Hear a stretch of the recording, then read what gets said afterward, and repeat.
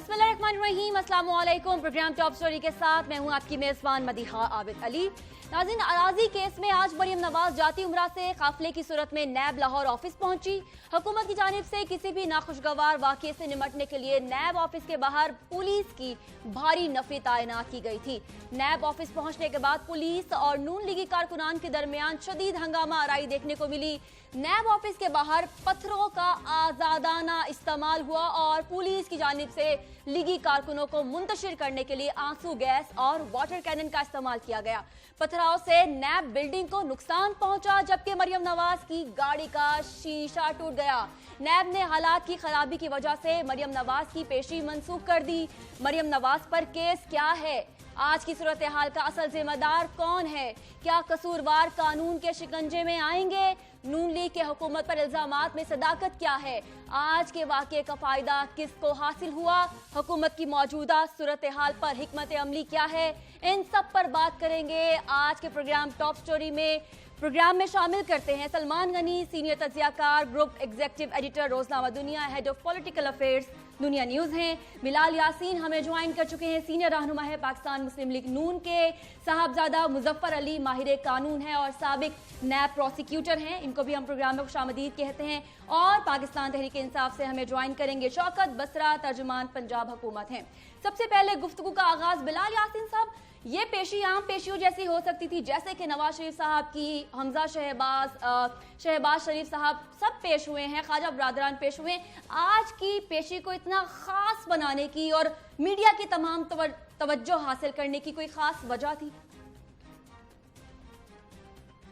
बिस्मिल्लाहिर्रहमानिर्रहीम। मदिया, आपका शुक्रिया। सबसे पहले तो मैं ये ज़रूर कहूँगा आपको कि आज मैंने मदीना की रियासत के जो दावेदार थे उनका एक जालमाना रूप लाहौर की सड़कों पे देखा, और मैं समझता हूँ कि मुनासिब ही नहीं होगा कि बात इस तरह शुरू ना की जाए कि मैंने आज अपनी आंखों के साथ लाहौर की सड़कों पे लोगों के सर फटते हुए देखे और उनके मुंह पे ईंटों के जख्म आते हुए देखे। पार्लियामेंटेरियंस को लाठियों की बरसात की गई, उन पे MPs MNs की इस तरह से तजलील की गई जो शायद इस तरह नहीं देखी। मगर अफसोस, सद अफसोस कि गवर्नमेंट बिल्कुल उससे ऑल टुगेदर ऑपोजिट बात कर रही है कि जी पता नहीं हम कुछ मीडिया की तवज्जो हासिल करना चाहते थे। देखें, बात यह है कि आपने अभी बात कही है कि जी यहाँ पे नया शहबाज शरीफ साहब जाते हैं, नैब ऑफिस जाते हैं। हमजा शहबाज शरीफ साहब 1 साल से पाबंद सलासल हैं, वो अपनी डेट्स पे आते हैं। साद रफीक साहब 1 साल से ज़्यादा अपडेट्स पे आते रहे हैं, तो इस तरह का माहौल क्यों नहीं बना? तो मैं कहना चाहता हूँ, और आप खुद मेरी बहनों बेटियों की तरह हो, हमारे माशरे में बहनों बेटियों का एक खास मुकाम होता है। तो जब मरियम नवाज शरीफ साहबा की बात आती है तो जो एक पॉलिटिकल एक्टिविस्ट है उसके अपने जज्बात होते हैं, और वो उन जज्बात के तहत उनके साथ एक इज़हार यकजहती करने के लिए पहुंचता है। उसमें हुआ क्या आज, मैं तो खुद पाए विटनेस हूँ, मैंने तो आज सुबह देखा है, मैं तो खुद वहां पे 3 घंटे 4 घंटे वहां पे देखता रहा हूँ, और यकीन जानिए कि अफसोस के अलावा और कुछ भी नहीं है। और मुझे ये भी पता है कि दूसरी साइड से जो मेरे भाई बैठे हैं वो अभी स्टार्ट हो जाएंगे कि जो उनको एक स्क्रिप्ट दिया गया है गवर्नमेंट का चूरन बेचने के लिए कि जी ये बिलाल साहब जो बाद में हुआ वो तो हमें मनाजिर देखने को मिले भी। उसके बाद मरियम नवाज साहिबा ने खुद प्रेस कॉन्फ्रेंस की और बड़ी तवील और बड़ी जामे एक प्रेस कॉन्फ्रेंस सामने आई है। उन्होंने खुल के सहाफियों के तमाम तर सवालात के जवाब भी दिए। लेकिन मैं ये जानना चाहती हूँ, मुझे प्री सिनेरियो जानना है और नाजरीन को भी प्री सिनेरियो जानना है कि पहले क्या हुआ था, कि मैसेजेस सर्कुलेट हुए थे कि आज रैली की सूरत में निकलेंगे और नैब ऑफिस के बाहर ज्यादा से ज्यादा लोग इकट्ठे हों, इस तरह का कोई मंसूबा तरतीब दिया गया? देखिए, कुछ भी ऐसा नहीं है। मेरा ताल्लुक शहर से है और यहाँ पे सलमान साहब बैठे हुए हैं, हमारे सीनियर जर्नलिस्ट हैं, और मैं बड़ा इनको फॉलो करता हूँ। इन्हें पता है कि हमारी तो ज़िंदगी गुजर गई इसी तरह स्ट्रीट पॉलिटिक्स में। मैं 4वीं-5वीं मरतबा असम्बलियों का हिस्सा हूँ, तो मैं तो शहर से हूँ। अगर इस तरह की कोई बात, या खुदा ना खास्ता जिस तरह की गवर्नमेंट जो एक प्रोपोगंडा कर रही है, नेगेटिव प्रोपोगंडा, जो उसने करना ही है, बदकिस्मती उसके अलावा उसके पास कुछ करने को है ही नहीं, तो वो अगर होता तो हमें जरूर इन चीजों का पता होता, जो ना कभी हमने कभी पास में किया, ना अब कर रहे हैं, ना आइंदा करेंगे। मैं आपको बताना ये चाहता हूं कि हम सुबह 9 बजे हमें बिल्कुल पता था कि बीबी मरियम की वहां पे अपीयरेंस है। हम वहां पे 9 बजे नैब ऑफिस के बाहर खड़े थे, मेरे साथ 1 दर्जन के करीब MNAs MPs खुद खड़े थे वहां पे, और बड़े अच्छे माहौल में, और नैब के ऑफिस के बिल्कुल फ्रंट पे खड़े थे। जैसे ही बीबी मरियम का काफिला मुकम्मल तौर पे राब्ते में थे कि जैसे ही उनका लोग उनके साथ आए हैं, ये एक बड़ी नेचुरल सी बात है कि एक लीडर हैं उनकी, मैं समझता हूँ कि लोगों में बहुत ज्यादा पजीरा ही है, तो जब वो आए और उनके साथ वो जो लोग साथ थे, खुद आपके टेलीविजन पर भी दिखाया गया, क्योंकि ये हमारे इदारे हैं। एक सेकंड बहुत मदिहा, 1 सेकंड बहुत जरूरी है। मैंने तो खुद भी विटनेस किया और आपके टीवी मीडिया भी बता रहा है कि आते ही उन्होंने एक केमिकल का स्प्रे किया, उसके बाद हमें समझ नहीं आई कि क्या हुआ, कि वो सारी चीजें आउट ऑफ कंट्रोल हो गई, भगदड़ मच गई, और उसके बाद अंधाधुंध इन्होंने शेलिंग, और उसके बाद जो दोनों तरफ से ये जो पथराव और सारी चीजें, उसके बाद जो जुल्म हुआ कि बाकायदा तौर पे टारगेट करके हमारे MNAs MPs की बाकायदा तजलील की गई। मैं नाम कहती हैं तो मैं आपको पिक्टोरियल के साथ मेरे टेलीफोन में मौजूद है, बिल्कुल मेरे पास भी तस्वीर मौजूद है, जिसमें मुबश्शिर जावेद साहब जो कि हमारे साबिक मेयर हैं, वो बुरी तरह से इंजर्ड हैं, वो तस्वीर जो है हमारे पास मौजूद है, इसके ऊपर ही हम बात करेंगे। मलक रियाज MNA से 3 मरतबा उनका बेचारों का मार गए उनके जिस्म पे, इस बारे में बात करते हैं। बिलाल साहब हमारे साथ ही रहिए, हमारे साथी दोस्त जो, ठीक है बिलाल साहब आप हमारे साथ ही रहिए, इस बारे में भी हम बात करते हैं। दीगर मेहमानों को भी मैं शामिल गुफ्तगू कर लूं ताकि हम दूसरों को भी मौका दे दें और इस बारे में भी हम जल्द से जल्द बात करें। सलमान गनी साहब, हमारे इदारे स्थान जो हैं, अदालत हो, नैब हो, FIA हो, कोई भी इदारा हो, अब इनके ऊपर हमला करना या इसकी जो बिल्डिंग है उसको नुकसान पहुंचा देना, ये एक अच्छा तासुर नहीं है। वो भी ऐसी जमात जिसके ऊपर पहले भी ये इल्जामात हैं और विजुअल्स भी सामने हैं कि उस जमात ने पहले भी एक आला प्रेस्टीजियस इदारे के ऊपर हमला किया था। आज के सिनेरियो को आप एक तज्जिया निगार के तौर पर, सीनियर तज्जिया निगार के तौर पर कैसा देखते हैं आप? बिस्मिल्लाहिर्रहमानिर्रहीम।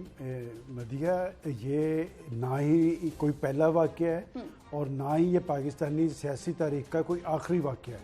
हमारी सियासी तारीख़ ही कुछ इस तरह की है और ये हमारी कौमी सियासी बदकिस्मती है कि हम तारीख़ से सबक लेने के लिए तैयार नहीं हैं। इससे पहले पाकिस्तान की सुप्रीम कोर्ट पे हमला हुआ, फिर आपको याद होगा कि माजी के अंदर PTV जैसे कौमी अदारे पे हमला हुआ, पार्लियामेंट पे हमला हुआ, आज नैब पे हमला हुआ, और ये सिलसिला कहीं रुकता नज़र नहीं आ रहा। इसलिए कि पाकिस्तानी सियासत में पोलराइजेशन ऐसी हो गई है कि जिसकी वजह से पाकिस्तानी अवाम के अंदर भी एक मायूसी है।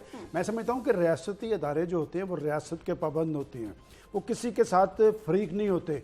हर अदारे की अपनी एक क्रेडिबिलिटी है।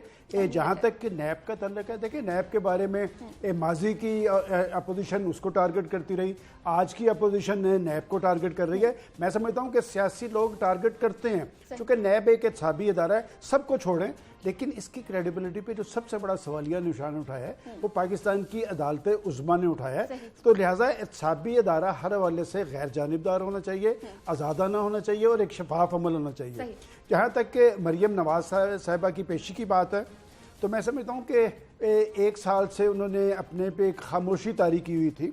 मुझे तो शक पड़ रहा है कि ये जैसे एक प्लान्ड वाक़या है कि पाकिस्तानी सियासत में हलचल पैदा कर दी गई है मरियम नवाज साहबा को कॉल करके, चूँकि एसेट केस में जो मेरे इल्म में है कि 1.5 माह तक वो नैब के पास रही और सारे एसेट के बारे में, फिर उनकी अदालत आलिया के अंदर से जमानत हुई है।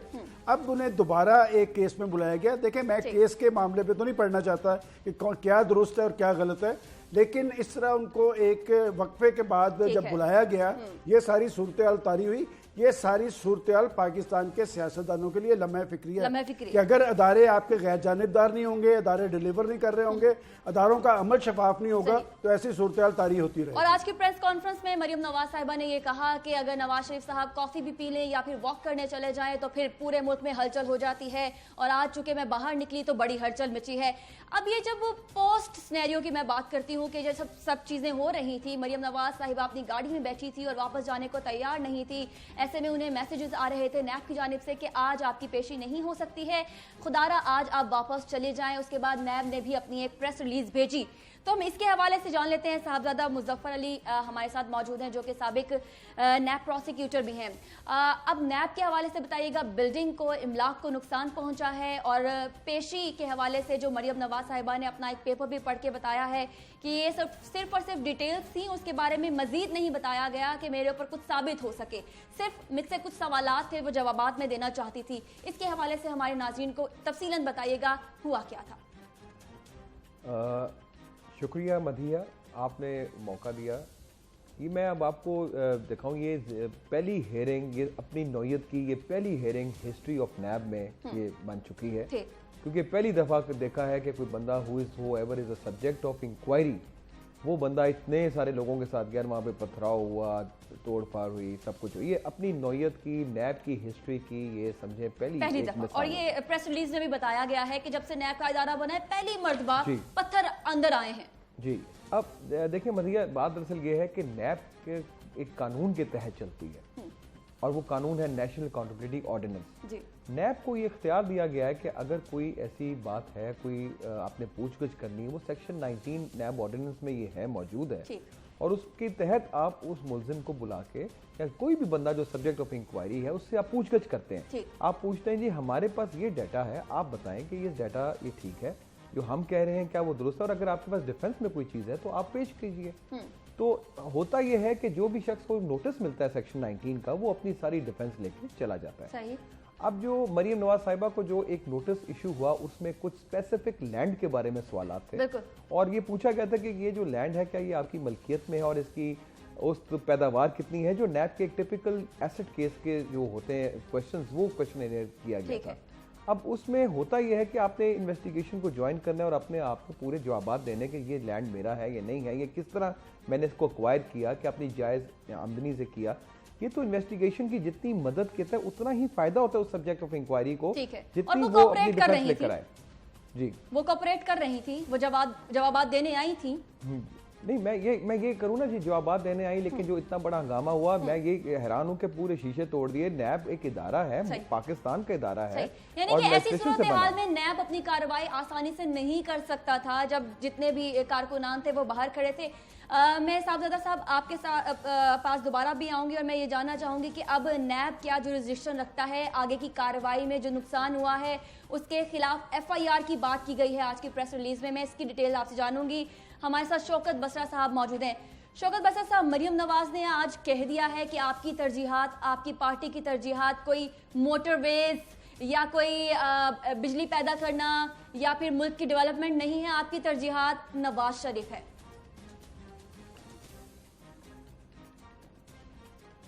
जी बसरा साहब, आवाज आप तक पहुंच रही है? आवाज आ रही है। पहले तो मैं मुस्लिम लीग नून की खिदमत में एक मिसरा अर्ज करना चाहूंगा, इनके कारकुनों और गुल्लू बट्टों की नजर में कि पीर भी कितने सादा हैं, जिनके सबब हुए बीमार उसी अतार के लौंडे से दवा लेते हैं। आप इनसे क्या पूछती हैं? इन्होंने अपना एजाज बरकरार रखा है। पाकिस्तान की आला तरीन अदालत सुप्रीम कोर्ट, वहां पर गुल्लू बट्टों के जरिए हमला किया गया, जजेस ने बेचारों ने बाथरूमों में जाके जाने बचाई। क्या वो आपसे वो बात पोशीदा है? ये किसको एजाज हासिल है? नून लीग के गुल्लू बट्टों को। अच्छा, अभी भी अगर नैब के दफ्तर पर हमला किया है तो वो इन्होंने अपना एजाज बरकरार रखा है, क्योंकि ये समझते हैं कि हम सनद याफ्ता गुल्लू बट हैं।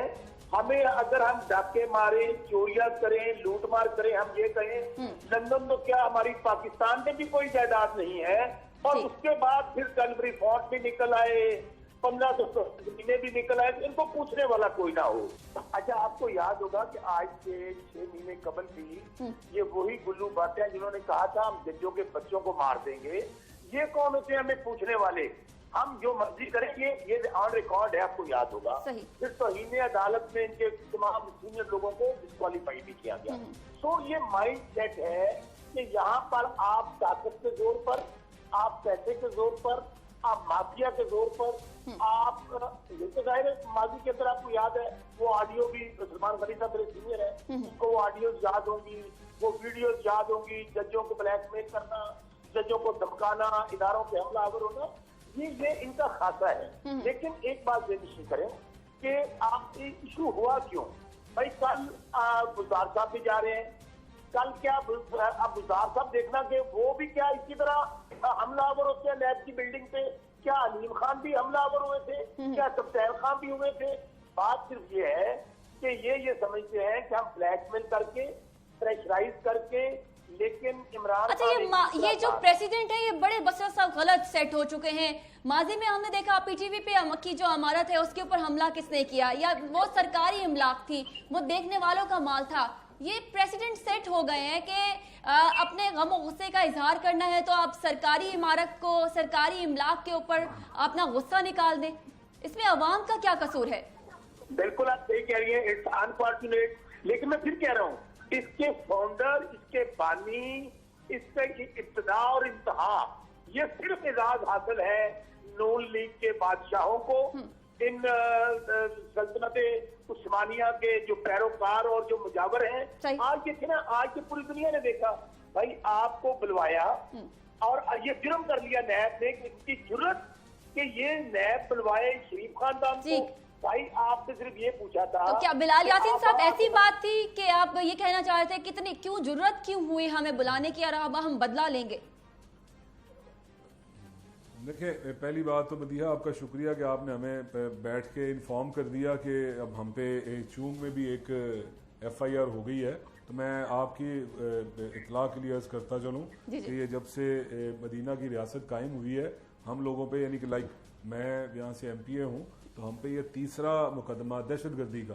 मैं ये बात आपको बताता चलूं कि हमने कभी स्ट्रीट लाइट जो है ना, वो स्ट्रीट लाइट भी कभी उसको भी कभी नुकसान पहुंचाने का सोचा नहीं है। हम जो है पाकिस्तान बनाने वाले लोग हैं, हमने अपने हाथों के साथ इसकी तरक्की में अहम तरीन किरदार अदा किया है। तो हम पे दहशतगर्दी के पर्चे को पहली दफा नहीं है। अगर नैब ने आज दरखास्त दी, मैं बता दूं तीसरा है, पहले लोहारी, उसके बाद ये इस्लामपुरा और अब तीसरा ही है। बहरहाल कोई मसला नहीं है। और इसके बाद साथ ही साथ मैं जरूर आपके साथ ये शेयर करना चाहता हूँ कि मरियम नवाज शरीफ साहब आज जो गाड़ी इस्तेमाल कर रही थी वो बुलेट प्रूफ है। उन्होंने अपनी प्रेस कॉन्फ्रेंस में बताई है, बुलेट प्रूफ गाड़ी वो टूटी है। और जो मेरे भाई बैठे हैं, इनका पॉइंट ऑफ व्यू जो मुझे समझ आ रहा है, क्योंकि मुझे आवाज क्लियर नहीं आ रही, ये चाह रहे हैं कि सारा कुछ अगर हमारी तरफ से हुआ तो हम अपने लीडर की गाड़ी, अपने लीडर जिसके लिए हजारों की तादाद में लोग इस मौसम की शिद्दत में बाहर निकल के आए हैं, वो खुद तोड़ेंगे। अंदाजा करें आप।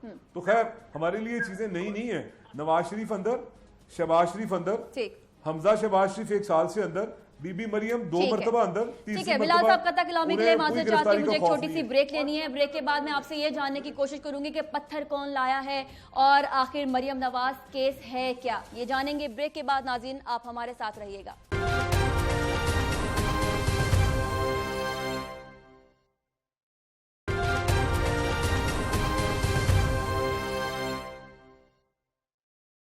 नाज़रीन ब्रेक के बाद आपको दोबारा से खुशामदीद कहते हैं। नून लीग ने आज हुकूमत पर इल्जामात लगाए हैं। इन इल्जामात में सदाकत कितनी है ये जानने की हम कोशिश कर रहे हैं, और दूसरी जानिब ये भी जानने की कोशिश कर रहे हैं कि आज ये वाकया हुआ तो हुआ कैसे। पत्थर नून लीग के एक MPA हैं मिर्जा जावेद, उनकी गाड़ी में मुबैना तौर पर थे। ये आप पहले मनाजिर भी देख लीजिए कि ये पत्थरों के शॉपिंग बैग्स भरे थे, जिस तरह से हम गोश्त के शॉपिंग बैग बनाते हैं बकरा ईद पर, इस तरह से कुछ शॉपिंग बैग बने हुए थे जिसके अंदर पत्थर थे। बिलाल यासीन साहब ये बताइए, पत्थर आए तो आए कहां से? देखिए, मैं थोड़ा सा आपको मैं बताता हूँ कि जो एक्चुअल हैपन हुआ क्या वहाँ पे जब बीबी मरियम, जब उनका काफिला पहुंचा है, तो हम मेन जो उनकी जो एंट्रेंस है नैब की, वहाँ पे खड़े थे। मैंने आपको पहले कहा कि आधी दर्जन के करीब MNAs MPA साथ खड़े थे। पुलिस की भारी नफरी थी। पुलिस तकरीब सैकड़ों की तादाद में, एक SP थे और उनके साथ सैकड़ों की तादाद में पुलिस वाले हमें कॉर्डन किया रखा था, और हम बड़े स्मूथली खड़े थे। जैसे बीबी की गाड़ी आई है बिल्कुल पास, तो उनके आगे जो गाड़ी स्कॉट कर रही थी, या वहाँ पे जो पॉलिटिकल एक्टिविस्ट थे उसमें थे, उनकी आंखों पे स्प्रे किया गया। मैंने खुद देखा। अच्छा। और मैंने कई टेलीविजन चैनल्स पे भी देखा। वो क्या हट नहीं रहे थे दरवाजे के आगे से, गाड़ी को अंदर जाने नहीं दे रहे थे? क्यों, कोई वजह तो होती है? कुछ ऐसा नहीं था मदीहा, मैं अर्ज कर रहा हूँ, अगर तो आप वाकई सुनना चाहती हैं कि हुआ क्या, तो वो सुन लें। हम वहां पे खड़े थे और बिल्कुल हम अपनी टांगों पे खड़े थे। हमारे पास कोई किसी किस्म की व्हीकल को, गाड़ी, कोई हमारे पास कुछ नहीं था। हमें कॉर्डन पुलिस ने किया हुआ था। अगर इस तरह का कोई मामला बाय डिजाइन होता तो हमें इतनी समझ होनी चाहिए कि हम वहां पे नैब के ऑफिस में और सैकड़ों पुलिस वालों के हिसार में खड़े होते। वो जैसी वो पहली गाड़ी जिसमें कोई 10-15 के लोग 10-15 के करीब जो हमारे एक्टिविस्ट थे वो थे, उनकी आंखों पे बगैर किसी फर्क के स्प्रे किया गया केमिकल, जो मैंने भी देखा, वहां पे 10-15 लोगों ने भी देखा और टेलीविजन ने भी देखा। जी, मुझे नहीं पता वो क्या है। उसके बाद सारी की ये जो जितना भी ये एक हुआ वहां पे एक जो हैपन था, जो नहीं होना चाहिए था, उसके बाद हुआ वो एक बड़ी जनरल सी बात है, एक रिएक्शन आया और उसके बाद पथराव स्टार्ट एक लम्बे के लिए हुआ। उसके बाद डायरेक्टली शेलिंग, ना उन्होंने किसी को देखा, कोई पार्लियामेंटेरियन है, कोई खातून है, कोई बच्चा है, सब पे उन्होंने मुकम्मल तौर पे। बीच में आपने एक बात की कि बीच में शुरू हुआ पथराव शुरू हुआ, ये आप इस पे आए और फिर आगे शेलिंग पर चले गए। ये बताइएगा पथराव के लिए पत्थर क्यों आए, कहां से आए, मिर्जा जावेद की गाड़ी में क्या था? देखिए बात ये है कि मैं तो जो आप जिनका नाम ले रही है, मैं तो उनकी गाड़ी में नहीं था। हम तो नैब के गेट के ऊपर खड़े थे। मैंने अपनी आंखों से देखा और मेरे साथ 2 बच्चे थे, एक के वो मुंह पे लगा और एक के माथे पे लगा। 2 को जब मैंने जख्मी देखा, वो जो माथे पे लगा, मेरे पास उसकी सारी मूवी बनी पड़ी है, मेरे साथ खड़ा है, वो तो बाकायदा तौर पे उसको अच्छा खासा जख्मी हो गया। उस वक्त फिर हमें भी होश नहीं रही, हम भी जो रिएक्शन हो सकता है, जो बंदा सख्त अल्फाज इस्तेमाल करता है रियासत के लिए, जो हम पे जुल्म करवा रहे थे, उनके लिए वो हम सब ने किए। ये नेचुरल सा एक हमारा रिएक्शन था।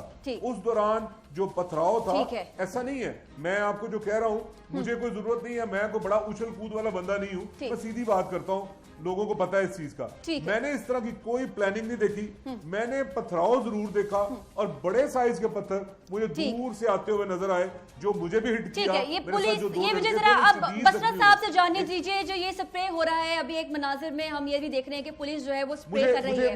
मुझे एक लम्हे के लिए मौका दें, मुझे एक लम्हे के लिए मौका दें। बसरा साहब ने काफी बातें की हैं, मेरा भाई है, मुझे जरा थोड़ा सा उसे रिस्पॉन्ड करने दें। ये बड़ा अच्छा प्रेजेंटर है, बड़ी अच्छी बात करते हैं, हम इकट्ठे भी रहे, हमारी एक अच्छा ताल्लुक भी है, मगर बड़े अच्छे ये डिस्कशन करते हैं।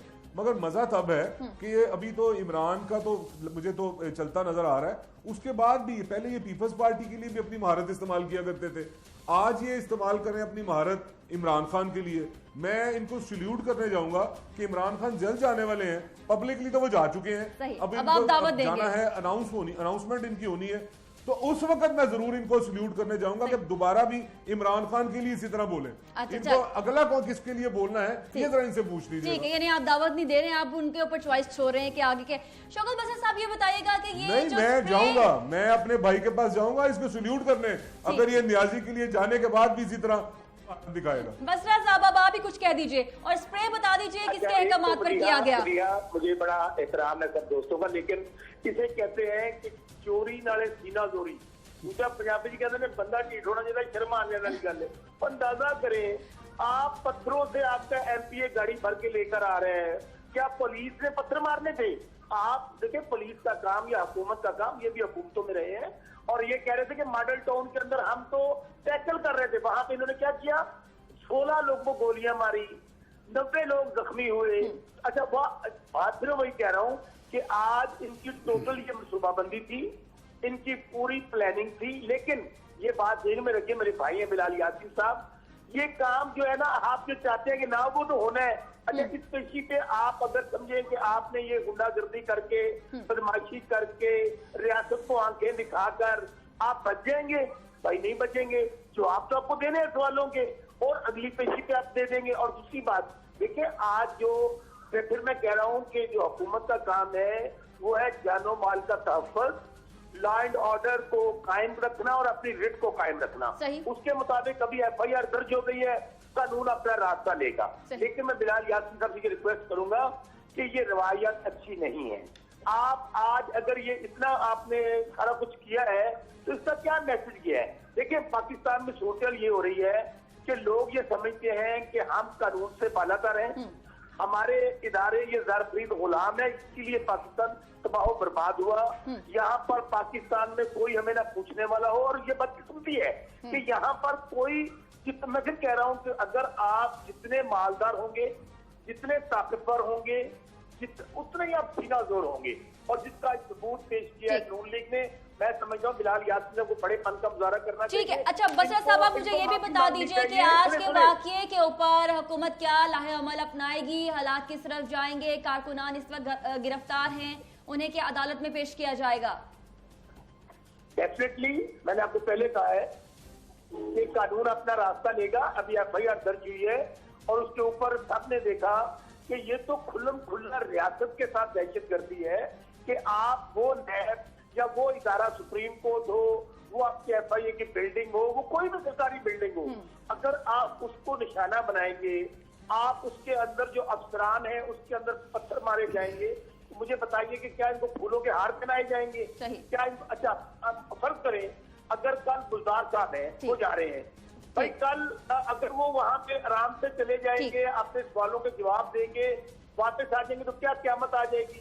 आप इनका माइंड सेट देखें। यह माइंड सेट ये है, किसी की जरूरत कि बादशाह सलामत के खानदान में से किसी को बुलाया जाए।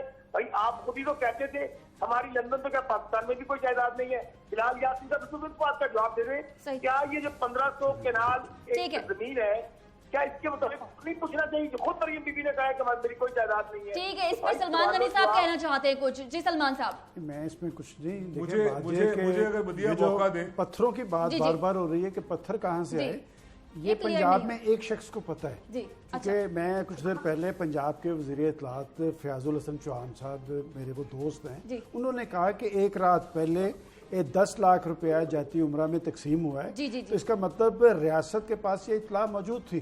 तो उन्होंने जब वो जिस गाड़ी की वो निशानदेही कर रहे हैं, उन्हें इसका सद्देबाब पहले से करना चाहिए था। उन्होंने क्यों मौका दिया ऐसी गाड़ियों को वहां पहुंचने का और वहां पर जाके रियासती इदारा या और नैब के ऑफिस पे पथराव करने का? दूसरी बात ये देखें, ये नैब का जो अदारा है ये एक एहतसाबी अदारा है और बदकिस्मती ये है, जब मैं देखता हूँ ना शौकत बसरा और बिलाल यासीन आपस में उलझ रहे हैं, तो मेरा ख्याल है पाकिस्तान के सियासी लोगों को, सियासी कारकुनों को कम से कम एक लाइन ड्रा करनी चाहिए। ये हमारी बदकिस्मती है कि ये एक सिलसिला बड़ी तवील अरसे से चलता आ रहा है कि एक दफ़ा नैब को एक पार्टी टारगेट कर रही है, दूसरी दफ़ा दूसरी पार्टी टारगेट कर रही है। और पीपल्स पार्टी, देखें बसरा साहब उस वक्त पीपल्स पार्टी में थे, पीपल्स पार्टी और मुस्लिम लीग नून का बड़ा अलमिया ये है कि वो दोनों दफा बरसे इक़्तिदार रहे, दोनों दफा नैब के बारे में उनकी रिजर्वेशन थी। आखिर क्या वजह है कि उन्होंने इसमें तरमीम क्यों नहीं की? और अब तहरीक इंसाफ, अब बसरा साहब तहरीक इंसाफ में है और बसरा साहब आप ज्यादा बेहतर जानते हैं कि अब बारी आगे किनकी आनी है। लिहाजा मैं समझता हूँ कि निविश्ता दीवार पड़े और एक ऐसा एहतसाबी अदालत कायम करें जिस पर सबका एतमाद हो। सही है। चले बिलाल यासीन साहब, अब जो सलमान गनी साहब की गुफ्तगू का पहला जो ब्रैकेट थी वो ये थी कि जाती उम्रा में पैसे तकसीम हुए जाती उम्रा में कल रात, और ये फयाजुल हसन चौहान साहब ने कहा है, पता है चूंकि उन्होंने कहा है आज प्रेस कॉन्फ्रेंस में एक रात पहले, तो उन्होंने इसका सद्देबाब क्यों नहीं किया? वो गाड़ियां क्यों पहुंची और वो गाड़ियां क्यों नहीं पकड़ी गई? सलमान गनी साहब ये रास्ता निकाल लेते हैं, आपको पता है ये बहुत तेज है। ये आपको पता है किस किन रास्तों से निकल जाते हैं? जी बिलाल साहब। मदिया, मुझे ये कहना है कि सलमान भाई ने जो बात कही ना, इंफॉर्मेशन दी, इनको पता चला, और इससे बेहतर जवाब कोई नहीं हो सकता जो खुद ही सलमान भाई ने दे दिया कि अगर गवर्नमेंट को पता था कि इस तरह की कोई हरकत हो रही है, इस तरह की कोई मामला नहीं है, इसकी कोई बेस ही कोई नहीं है, तो उन्होंने उसका सद्देबाब क्यों नहीं किया? एक चीज। दूसरी बात भी मैं इंडोर्स करता हूं सलमान साहब की, और बड़ा सही, इनका जवाब भी बड़ा सही है। खुद ही उन्होंने जवाब दिया कि मेरे भाई को, बसरा साहब को समझ आ जानी चाहिए कि अगली बारी किनकी है। दूसरी मैं ये बात जरूर कहना चाहूंगा कि अभी मदीना की रियासत में 100 के करीब पॉलिटिकल एक्टिविस्ट अरेस्ट हैं, पार्लियामेंटेरियन पे लाठियां बरसाई गई हैं। मैंने अपनी आंखों के साथ, इनको बड़े जख्मी याद आते हैं, मैंने अपनी आंखों के साथ लोगों के मुंह माथे फटते हुए देखे आज, मैं आपको बता दूं। अच्छा बिलाल साहब, चूंकि मुझे ब्रेक पे जाना है तो मैं आपसे अगला लाहे अमल जानना चाहूंगी, आपकी जमात का अगला लाहे अमल। आखिरी बात मैं कंप्लीट कर लूं कि ये जो मेरे भाई यहाँ पे कहते हैं ना, देखे 4 साल हो गए कैरेक्टर असैसिनेशन होते हुए पीएमएलएन की, 4 साल, 2 साल गवर्नमेंट आने से पहले और 2 साल अब ये चूरन नहीं बिकता, अब लोग नहीं मानते। आपने ब्रेक लेनी है, उसके बाद मुझे 1 मिनट दे दीजिएगा, मैं आपको लोगों की पल्स बताता हूं, तो उसका जवाब मेरा भाई। मेरा टाइम भी मेरे भाई को दे दे, लेकिन एक दफा माजरा जरूर करें इस रियासती दहशतगर्दी पे। ठीक है बिलाल साहब, जरा अगला लाहे अमल बताइएगा। जवाब देता हूं। ठीक है, मुझे शार्प ब्रेक पर जाना है, आप अपना अगला लाहे अमल बताइएगा।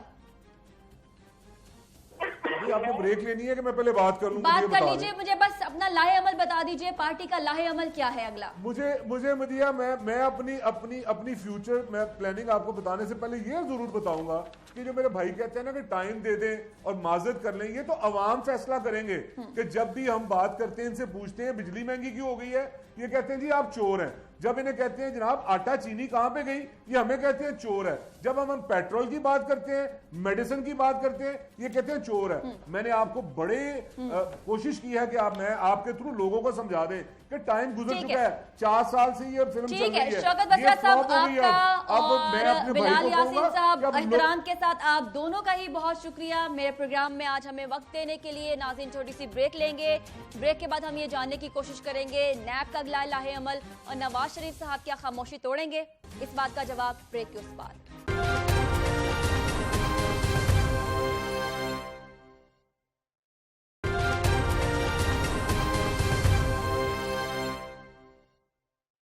तो नाज़रीन ब्रेक के बाद आपको दोबारा से खुशामदीद कहते हैं। नैब एक इदारा है जो कि मुल्क में अकाउंटेबिलिटी के लिए काम कर रहा है। तफ्तीशी अफसरान अब कितना इनसिक्योर महसूस करेंगे आज के वाक़े के बाद? साहबजादा साहब ये बताएगा कि अब नैब में काम करने वाले अफसरान अमला वो क्या सोच रहे हैं, माइंडसेट क्या होगा और आने वाले दिनों में उनके लिए काम करना कितना आसान या कितना मुश्किल होगा? हाँ देखिए ना, ये जो आज का वक़ुआ हुआ है उससे तो बज़ाहिर यही नज़र आता है कि शायद हर इन्वेस्टिगेशन ऑफिसर, चाहे वो मरीम नवाज़ का केस का इन्वेस्टिगेशन ऑफिसर है, वो अनसिक्योर हो। मुझे फीलिंग्स आ रही हैं क्योंकि अगर वो अपना इंट्रोड्यूस कराएगा कि मैं नैब से हूँ तो हो सकता है कि उसके ऊपर कोई नून लीग का कारकुन जो नज़दीक खड़ा होगा उसके ऊपर हमला ही ना कर दे। तो ये इस बात बिल्कुल ऐसी आएगी और ये इमेज बिल्डिंग जो है नैब को, ये टाइम लग जाएगा इसको दोबारा वापस लाने में, क्योंकि इस टाइम जो मैसेज क्रिएट हुआ है वो ऐसे ही लग रहा है कि जिस तरह कोई नो बडी इज सिक्योर।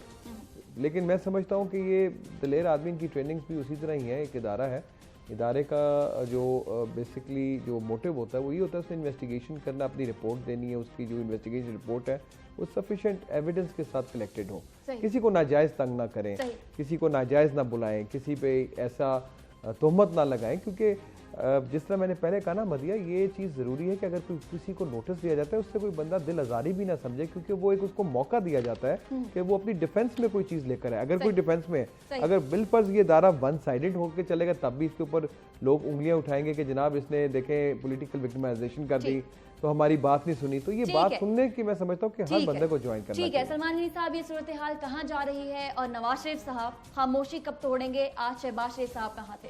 देखिए बात ये है कि साहबजादा साहब ने जो बात की बात बिल्कुल दुरुस्त है। अदारे अपनी साख की बुनियाद पे चलते हैं और मुझे याद पड़ता है पिछले दिनों में एक क्लिप देख रहा था कि चेयरमैन नैब ने कहा कि हमारे अदारे के अंदर भी गंदी मछलियाँ मौजूद हैं और गालबन वो शक्कर का हवाला दे रहे थे, लेकिन उन्होंने कहा कि मैं नाम नहीं लेना चाहता, मैं इस पर तहकीकात कर रहा हूँ। तो यही रवैया उनका पॉलिटिशियंस के हवाले से भी होना चाहिए, इलेक्टेड अरकान के हवाले से भी होना चाहिए। जहाँ तक आप नून लीग की सियासत की बात करते हैं, मैं शुरू दिन से ये जानता हूँ कि नून लीग नवाज शरीफ का नाम है और मरियम नवाज इस वक्त जो रोल अदा कर रही हैं वो नवाज शरीफ की लाइन अडॉप्ट कर रही हैं। शहबाज शरीफ साहब पाकिस्तान के अंदर एक मुफाहमती रोल और मरियम नवाज एक मुजामती रोल पे हैं, लिहाजा ये यकसुई खुद पार्टी को कायम करनी पड़ेगी। और मरियम नवाज जिस तरह बाहर आई है, मेरा नहीं ख्याल कि उनका रास्ता भी रोक सकेगा। ठीक है, बहुत शुक्रिया तमाम मेहमानों का। आज के प्रोग्राम से मुझे इजाजत दीजिए। अल्लाह हाफिज। पाकिस्तान पाइंदाबाद।